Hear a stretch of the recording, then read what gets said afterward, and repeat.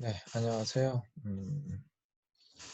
오늘은 또 여러분들과 함께 수업을 해보도록 하겠습니다. 어, 온라인 강의 어떠세요? 많이 힘들죠? 그래도 힘을 내서 함께 온라인 강의를 했으면 좋겠습니다.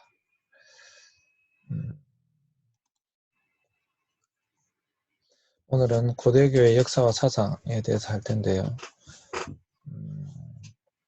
이 속에서 다 할 수는 없으니까 오늘은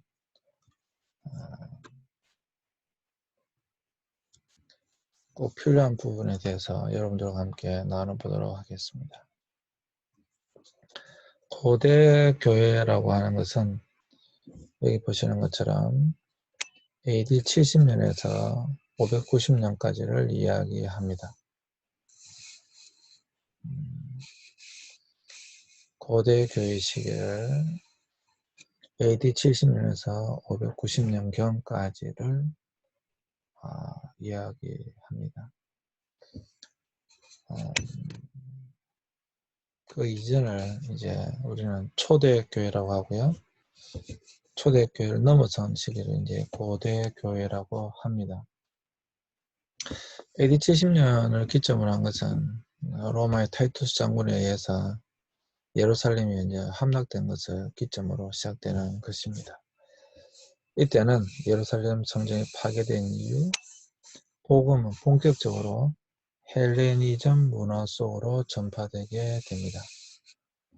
그러니까 예루살렘이 완전히 파괴되고 난 이후에 복음은 예루살렘에만 본래도 그랬지만 전 세계로 이제 확산되어져 나가는 것을 볼 수가 있습니다. 특별히 여기서는 로마 시기입니다.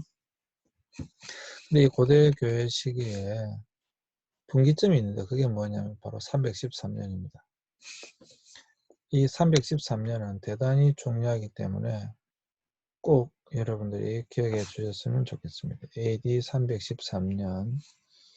이 313년에 무엇이 있었냐면 콘스탄틴 황제에 의하여 기독교가 공인되었습니다. 공인. 기독교가 공인되었다. 이 말은 무슨 말이냐 하면 기독교가 합법적인 종교가 되었다라고 하는 것입니다. 그러니까 합법적인 종교가 되었다라고 하는 것은 그 이전까지는 다른 말로 하면 불법 종교였다 이 말이죠. 그래서 313년 이전에 불법 종교이기 때문에 대단히 많은 기독교 핍박이 있었습니다. 엄청난 핍박이 있었고요. 기독교는 이 핍박을 잘 견뎌냈습니다. 여기 보시면 313년 이전의 고대 교회는 밖으로는 박해를 견디고 이겨내는 인내와 믿음이 필요했고 안으로는 이단에 대처하여 복음을 잘 지키는 지혜가 필요했다. 그래서 이제 1교시에는 기독교의 핍박에 대해서 여러분들과 함께 살펴볼 것이고요. 2교시에는 이단에 대하여 살펴보도록 하겠습니다. 네. 그래서 오늘은 이 두 가지를 중점적으로 살펴보도록 하겠습니다. 313년 기독교 공인, 콘스탄틴 황제에 의한 기독교 공인은 대단히 중요하기 때문에 기억해 주셨으면 좋겠습니다. 기독교가 공인됩니다. 공인된 겁니다. 313년에.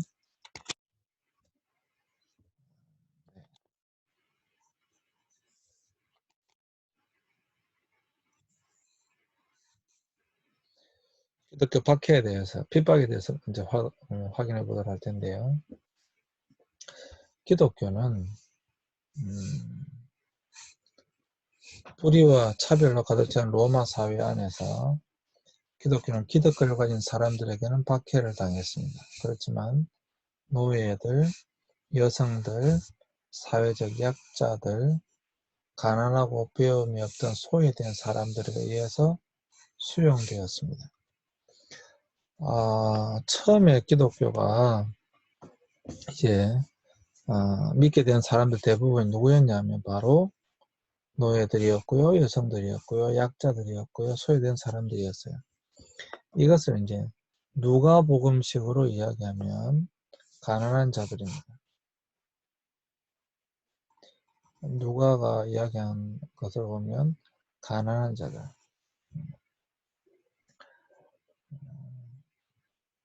하나님 신이 나에게 임하였으니 가난한 자들에게 복음을 전하게 하려 함이라 라고 하는 누가복음의 주제죠.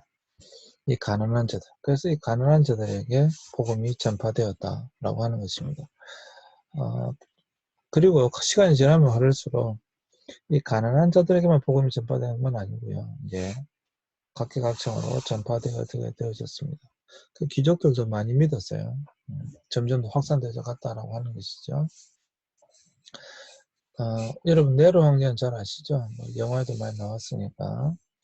네로 황제 통치하는 64년부터 디오클레티아누스 황제 치하인 311년까지, 그러니까 제가 방금 말씀드렸죠. 313년 기독교 공인 바로 전까지 약 250년에 걸쳐서 10차례의 기독교에 대한 대박해가 있었습니다.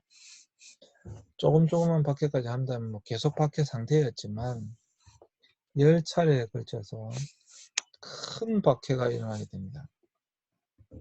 뭐 그에 대해서 제일 대표적인 것이 네로인데요. 네로는 로마의 대화재를 기독교인들에 의해서 난 것이다 하여 기독교인의 희생양으로 삼았습니다. 이때 많은 순교가 일어나게 됩니다. 뭐 베드로도 이때 순교했고요. 바울도 이때 순교한 것으로 보여집니다. 이때 많은 순교 사건이 있었습니다. 그리고 많은 성도들도 이때 핍박을 받아 죽었습니다. 이러한 것들에 대해서 살펴보고자 하는 것이죠. 고대 역사가인 타키투스의 연대기에 따르면 기독교인들은 짐승들의 가죽에 둘러싸여서 개들에게 찢겨 죽었고 십자가에 못 박혔고 밤에 횃불을 대신하여 불태워졌습니다. 사람을 횃불처럼 세워놓고 거기에 기름을 발라서 태웠다 이 말이죠. 그것으로 불을 밝혔다 이 말입니다. 도미티아누스 황제 때는 기독교인들은 황제 숭배를 반대하고 로마의 다른 국가를 세우려 한다는 오해를 받고 살해되었습니다. 그리고 재산은 몰수되었습니다. 이때부터 기독교인들은 지하 무덤인 카타콤을 만들기 시작했습니다. 카타콤이 언제부터 만들어졌느냐? 도미티아누스 황제 때, 황제 때 그때 핍박 때문에 카타콤을 만들었습니다. 요한계시록에 등장하는 666은 도미티아누스 황제를 가리키는 표시라고 생각되었습니다. 그리고 네로의 환생자로 인식될 정도였습니다. 이때도 엄청난 핍박이 있었기 때문에 다 카타콤, 지하 무덤이죠. 제가 로마의 카타콤에 가봤었는데 정말 안에 들어가면 미로처럼 되어 있어가지고 자칫하면 들어가서 못 나오는 그런 경우도 발생할 정도로 아주 미로입니다. 그러한 곳에 지하 무덤에 그들은 모여서 예배를 드리고 신앙을 지켰다라고 하는 것이죠. 카타콤 안에 들어가 보면 굉장히 넓은 광장이 있어요. 그곳에서 모여서 예배를 드린 것으로 보입니다. 그리고 이때 아주 유명한 익투스, 물고기 표시, 물고기 표시를 해서 그들이 신호로 삼았죠. 익투스, 물고기 표시입니다. 이러한 죄송합니다. 좀 그렇네요. 물고기 표시를 통해서 했는데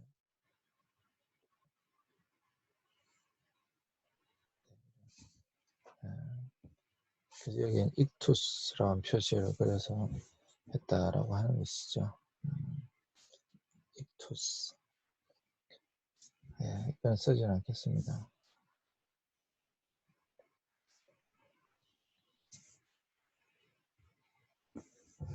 유명한 철학자 황제 마르쿠스 아우렐리우스도 로마의 질병과 흉년이 생기자 기독교인들이 신들을 노엽게 한 결과로 생각해서 또 박해했고요. 막시미누스는 지진이 일어나자 교회 지도자들을 박해했습니다. 계속 지금 박해 일어나는데요. 데키우스 황제는 고트족과 페르시아가 로마에 쳐들어오자 기독교인들에게 원인이 있다고 생각하고 또 교회를 박해했습니다. 마지막 이제 디아클레티아누스와 그의 후계자는 모든 교회를 파괴했고 성경을 불살랐고요. 기독교의 시민권을 박탈하면서 가장 혹독한 박해를 하였습니다. 이게 이제 마지막 대박해입니다. 근데 이제 기독교 박해 이유를 알아야 되겠죠. 왜 그렇게 로마가 엄청나게 기독교인들을 박해했는가. 사실 이것도 시험 문제이기도 한데요. 뭐 시험을 칠 수 있는 게 없으니까 일단은 이게 중요합니다. 그럼 왜 로마는 그토록 기독교를 박해했는가? 첫 번째, 기독교는 황제 숭배를 거부했습니다. 다실론 국가였던 로마에는 많은 신전들이 있었습니다. 그리고 황제 숭배를 의무화했습니다. 그렇지만 기독교인들은 유일신 신앙을 가지고 있죠. 예, 신은 오직 하나다. 한 분이시다라고 하는 거죠. 있었기 때문에 무신론자로 취급되었고 특별히 황제 숭배를 거부하였기 때문에 비애국자로 오해를 받았습니다. 무엇보다도 황제 숭배를 거부했기 때문에 로마에 반역하는 세력으로 그들은 인식되어졌습니다. 그랬기 때문에 기독교인들은 박해를 받을 수밖에 없었습니다. 이것이 바로 첫 번째 기독교 박해의 이유입니다. 기독교는 황제 숭배를 거부했다. 실제로 여러분 우리나라에도 일제시대 때 신사참배를 반대했죠. 많은 순교자가 나왔었어요. 물론 그 이후에 기독교가 신사참배를 허용하는 길을 하긴 했지만 많은 목사님들과 성도들은 그것을 거부했습니다. 그 신사참배라고 하는 것이 거의 같은 개념이에요. 일본의 일본의 왕을 숭배하는 것이기 때문에 그게 절할 수 없다라고 하는 것이었죠. 마찬가지입니다. 여기도 가서 황제에게 절을 해야 되는 것이니까 이것 때문에 기독교는 오직 하나님을 섬기기 때문에 황제를 숭배할 수 없다라고 하는 것이죠. 이것 때문에 첫 번째 핍박이 일어난 것이고요. 두 번째는 로마의 윤리와 기독교 윤리가 충돌했습니다. 로마는 가부장제, 노예제, 신분제 사회였습니다. 로마가 부를 축적하는 것은 전쟁을 일으켜서 약탈을 해서 부를 정식한 겁니다. 또 전쟁 포로들, 많은 사람들 노예로 끌고 와서 재산으로 삼았던 것입니다. 그런데 기독교인들은 십계명을 어겨야 하는 군입들을 거부했고요. 교회 안에서는 남녀노소, 노예와 주인이 모두 한 형제와 자매가 되었기 때문에 신분 질서를 파괴하는 반사회단체로 미움을 받았던 것입니다. 그래서 로마의 윤리와 기독교 윤리가 충돌했기 때문에 로마의 사회 질서를 깨뜨릴 수 있어서 로마는 기독교를 핍박했습니다. 사실 이거는요 우리나라에도 있었어요. 우리나라 조선시대 때 우리나라에 기독교가 들어왔을 때 먼저는 카톨릭이 들어왔죠. 먼저 카톨릭이 들어왔는데 카톨릭에 엄청난 핍박이 있었죠. 1800년 초에. 그 핍박의 가장 큰 요인이 우리나라에도 우리나라의 윤리와 기독교 윤리, 사회 질서가 달랐다라고 하는 거예요. 똑같은 겁니다. 그래서 우리나라의 전통적인 그런 사회 질서를 반대한다, 어지럽힌다 해서 가톨릭 엄청나게 엄청나게 많은 사람이 죽었습니다. 절도산이 목을 자르는 산이 있을 정도로 굉장히 많은 사람이 죽었죠. 이러한 일들이 로마에도 있었다. 그래서 굉장히 많은 순교자가 나왔습니다. 로마의 그런 윤리와 기독교 윤리가 충돌하는 것이죠. 우리는 주 안에서 형제 자매죠. 모두 형제와 자매입니다. 노예와 주인이 있을 수 없죠. 그러한 것들이 로마라고 하는 사회와 충돌할 수밖에 없었다라고 하는 것이죠. 충분히 아시겠죠? 그 다음에 이제 우리가 살펴봐야 될 것이 세 번째, 사악한 종교 집단이라는 오해를 받았어요. 이거는 이제 좀 봐야 되는데요. 기독교인들은 비밀리에 함께 모여 예배를 드릴 수밖에 없었죠. 핍박이 있었기 때문에. 비밀리에 함께 모여 핍박을 드렸는데, 아가페라고 하는 식사와 성만찬, 특별히 성만찬을 함께 나누었습니다. 근데 사람들은 기독교인들이 사람의 살과 피를 먹고 마신다고 오해했습니다. 이번 주가 이제 부활주일이죠. 이번 주가 고난주가 아니고 이번 주일이 부활주일인데, 예수님께서 잡히시는 날 밤에 무엇을 제정하셨느냐 하면 성만찬을 제정하셨습니다. 교회 다니는 사람도 잘 알 것이고 교회 다니지 않는 사람들은 잘 모를 텐데요. 이 성만찬, 성찬식이라고 합니다. 성찬식에 떡과 포도주를 나누게 되는데 여기서 떡은 뭐냐 하면 예수님의 몸을 상징합니다. 이 포도주는 예수님의 피를 상징합니다. 그러니까 성경에 보면 이것은 너를 위해 찢기는 나의 몸이다. 이것은 너를 위해 흘리는 나의 피다. 포도주를 주시면서 떡을 주시면서 그렇게 말씀하셨어요. 이것은 십자가 사건을 이야기한 겁니다. 십자가 사건. 예수님께서 우리를 위하여 이 땅에 오셨고 우리를 대신하여 십자가를 지신 그 사건을 지금 말씀하시는 거예요. 그래서 예수님께서 십자가상에서 우리를 대신하여 그 몸 다 찢기셨고 그리고 우리를 대신하여 피를 흘리셔서 우리가 구원을 받게 된다라고 하는 것이거든요. 이것이 기독교에서 굉장히 중요한 교리입니다. 굉장히 중요한 교리예요. 그러니까 거룩하신 하나님은 거룩하시고 인간은 죄에 빠져 있는데 거룩하신 하나님과 죄에 빠진 인간 사이 인간은 서로 교통할 수가 없죠. 그래서 이 사이를 연결해 줄 수 있는 분, 이게 누군가 하면 바로 예수님의 십자가 사건입니다. 기독교의 가장 기본적인 교리입니다. 이게 예수님께서 십자가상에서 죽으심으로 하나님과 인간 사이에 이렇게 다리를 놓아 주신 거예요. 다음에 삼일체 할 때 하겠지만 참 하나님이시자 참 인간이신 예수님이 하나님과 인간 사이에 다리를 놓아 주신 사건, 이것이 바로 십자가 사건입니다. 이 십자가 사건을 예표하는 것이 무엇인가 하면 바로 떡과 포도주입니다.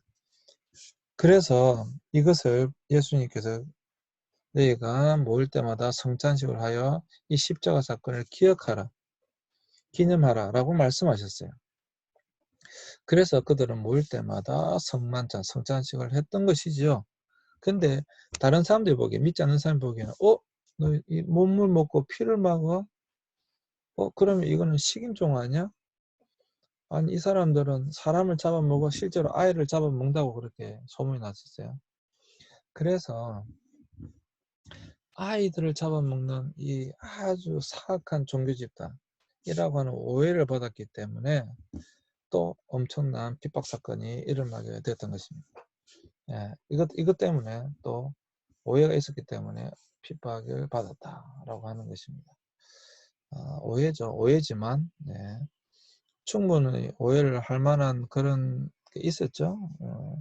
이것은 너를 위해 찢긴 내 몸이다. 이것은 너를 위해 흘린 내 피다. 이렇게 하니까 이들은 사람을 찢고 피를 먹는가 보다. 이런 오해를 받았다라고 하는 것이죠. 자, 마지막 네 번째. 이게 이제 굉장히 중요한데요. 사실 가장 큰 핍박 중에 가장 중요한 이유가 여기 있습니다. 유대인들의 선동이 있었어요. 유대인들은 이미 합법 종교였습니다. 유대인들은 이미 로마 제국 여러 지역에서 경제, 정치, 학문 분야에 성공을 거두고 있었습니다. 그래서 이미 여러분 그때 당시에 유대교는 합법 종교였습니다. 그런데 그때 당시까지는 아직까지 기독교는 불법 종교였어요. 기독교는 불법 종교였고 유대교는 합법 종교였습니다. 그래서 이 기독교가 유대교에서 나온 거니까, 그래서 이 유대교인들은 이 기독교인들을 굉장히 싫어했습니다. 미워했습니다. 자기 사람을 데려간다고 생각했던 것이죠. 그래서 이 유대교인들이 기독교를 오히려 공격했습니다. 그리고 이 유대교인들이 이 기독교인들을 오히려 로마에 팔았어요. 신고해가지고. 여기 기독교인들이 있다. 그래서 굉장히 많은 사실 핍박이 일어났던 가장 중요한 이유 중에 하나가 바로 유대인들의 이런 선동이었습니다. 유대인들이 기독교인을 많이 팔았다 그래야 될까요? 신고했어요. 그리고 그렇게 했던 가장 큰 이유가 일단 기독교가 유대교로부터 나왔기 때문에 유사해서 그런 것도 있고, 또 자신들의 어떤 사람들 빼앗기는 것에 대한 그런 것도 있었습니다. 또 중요한 이유가 뭐냐 하면 바로 이 이유인데요.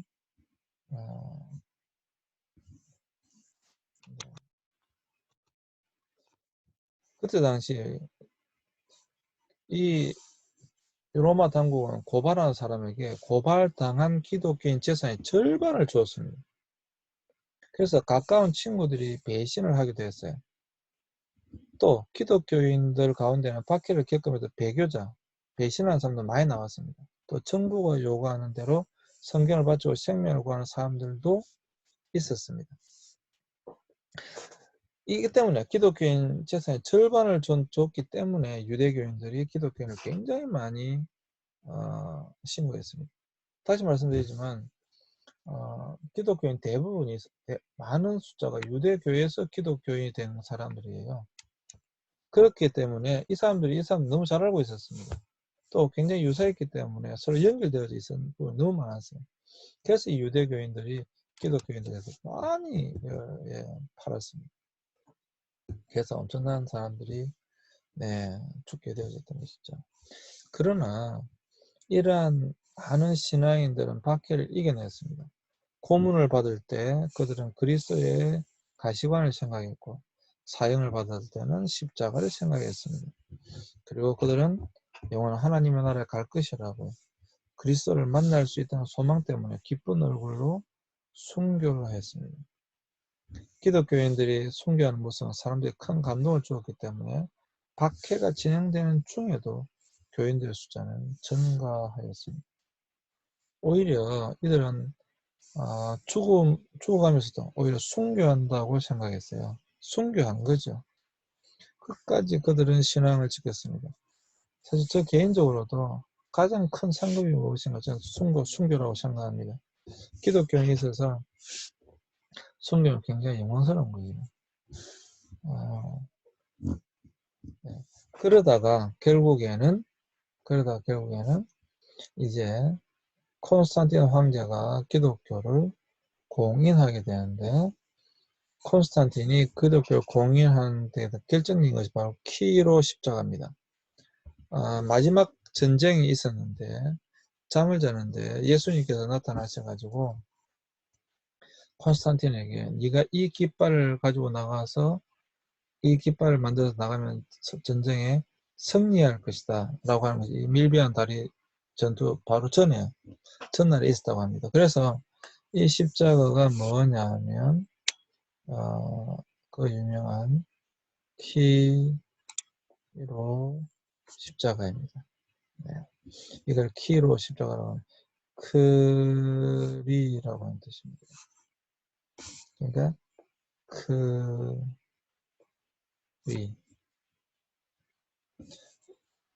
여러분 엑스마스 아시죠?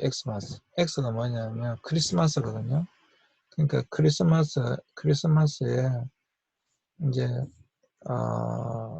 그 글자가 크리스마스,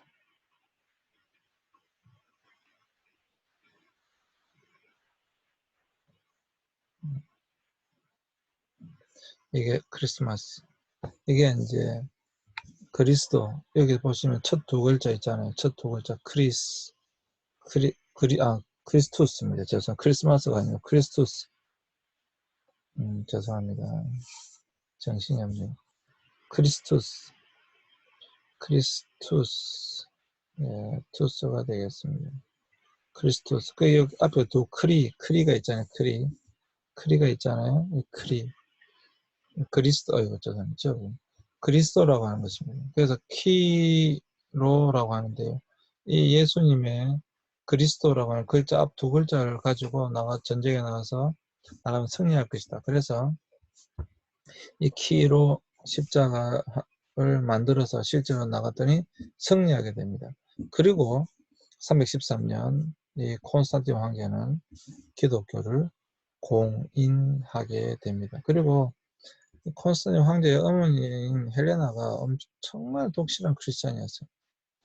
많은 곳에 교회를 세웠던 그런 아주 독실한 기독교인입니다. 어머니가.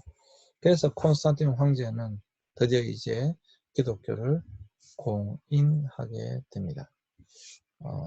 그래서 콘스탄틴은 313년 동로마 황제를 만나 기독교 복귀를 중지하고 신앙의 자유를 허락하기로 합의했고요. 밀라노 칙령을 내려서 기독교를 합법적인 종교로 공인하였습니다. 그리고 그는 무슬림 교제사를 반환했고요. 성직자들의 병력과 세금을 면제했으며 로마에 많은 성당을 세우게 됩니다. 그리고 그는 주일을 예배와 안식의 날로 정합니다. 콘스탄틴은 로마를 통일한 후에 비잔틴을 수도로 정하고 콘스탄티노플, 자신의 이름을 따서 콘스탄티노플을 건설하게 됩니다. 이것이 바로 동로마 제국의 시작입니다. 어쨌거나 여러분, 콘스탄틴 황제에 의해 기독교가 공인되어졌다. 근데 이 콘스탄틴이 이제 주일을 안식일로 지키는 관습 정하였다. 그래서 오늘날에도 주일을 이제 공휴일로 쉬잖아요. 주일은 일요일입니다. 주일을 안식일로 지키는 관습은 콘스탄틴이 이제 그렇게 결정한 것이지만 초대교회부터 내려오는 전통이었어요. 왜냐하면 주일이 주님이 부활하신 날이고 성령이 임하신 날이고 교회가 시작된 날이기 때문에 그랬습니다. 그래서 주일을 새 창조의 미래를 내다보면서 안식하는 의미로 주일을 이제 쉬기 시작했습니다. 근데 많은 사람들은 정치적이다 하고 이야기하는데 그냥 콘스탄틴 그냥 자기 혼자 결정한 것이 아닙니다. 많은 기독교 지도자들의 그런 이야기를 듣고 드디어 주일을 이제 일요일을 주일로 정하고 이제 홀리데이 거룩한 날이라고 하여 그때로부터 주일을 이제 안식일로 쉬게 되어졌던 것입니다. 자, 이번 시간에 여러분들에게 기독교 박해에 대하여 제가 말씀드렸습니다. 기독교 박해의 이유가 뭐라고? 첫 번째는 황제 숭배, 예, 황제 숭배 거부 때문에 일어났던 것이라는 거 잊지 마시고요. 두 번째, 로마의 윤리와 기독교 윤리가 달랐다. 로마의 윤리가 기독교 윤리가 달랐다. 풍속을 어지럽힌다. 뭐 이런 거였다라고 하는 것이죠. 네. 그 다음에 세 번째, 사악한 종교, 사교라고 하는 오해가 있었어요. 네. 성찬식 때문에 주님을 살갑이 먹고 마신다 이런 것 때문에. 네 번째, 유대인들의 선동. 이러한 이유들 때문에 특히 유대인들이 서로 연결되어져 있었고 또 신부한 사람이 재산을 반을줬기 때문에 유대인들의 선동이 있었다. 이 네 가지 여러분 꼭 기억했으면 좋겠고 콘스탄틴 황제에 의하여 313년 드디어 기독교 공인이 있었다 라고 하는 것을 여러분들 기억하셨으면 좋겠습니다. 네, 잠시 쉬었다가 2교시에 또 수업하도록 하겠습니다. 네, 잠시 쉬겠습니다.